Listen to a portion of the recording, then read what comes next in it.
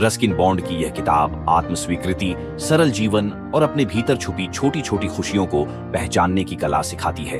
यह हमें बताती है कि खुद जैसा होना ही जीवन की सबसे बड़ी सुंदरता है। तो आइए सुनते हैं कि रस्किन बॉन्ड जी अपनी इस किताब में क्या कहते हैं। वो कहते ही कि स्वयं को स्वीकार करना सीखो। दूसरों जैसा बनने की कोशिश में हम अपनी असली पहचान खो देते हैं। इस किताब का मुख्य संदेश है, जो हो जैसे हो, खुद को उसी रूप में स्वीकार करो। अपनी कमजोरियों को भी प्यार से अपनाओ, क्योंकि वे भी तुम्हें खास बनाती हैं। छोटी छोटी चीजों में खुशी ढूंढो। रस्किन बॉन्ड पहाड़ों में रहने वाली सरल जिंदगी का जिक्र करते हैं। धूप की गर्माहट, बारिश की खुशबू, सुबह की हवा, किसी अनजान की मुस्कान, चाय का एक प्याला। किताब कहती है कि खुशी हमेशा बड़ी चीजों में नहीं, छोटी चीजों में होती है। अकेलेपन से दोस्ती करो। अकेला होना बुरा नहीं है।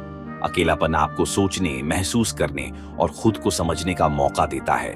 प्रकृति, किताबें और खुद से बात करना, ये सब जीवन को गहराई देते हैं। प्रकृति से जुड़ो। पहाड़, पेड़, पक्षी, नदी, ये सब हमारे मन को शांत करते हैं।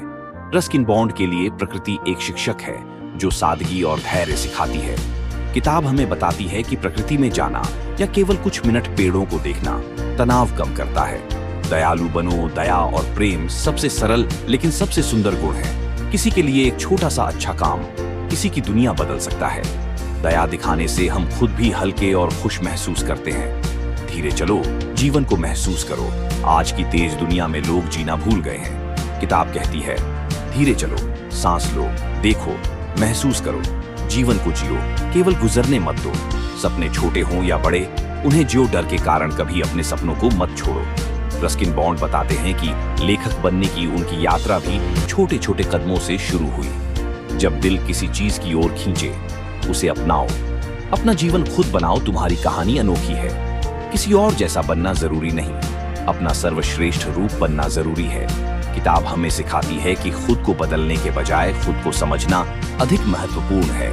बुक का सार यही ही कि खुद से प्रेम करो, सरल रहो, प्रकृति से जुड़ो और जीवन की छोटी छोटी खुशियों में अपनी असली पहचान खोजो।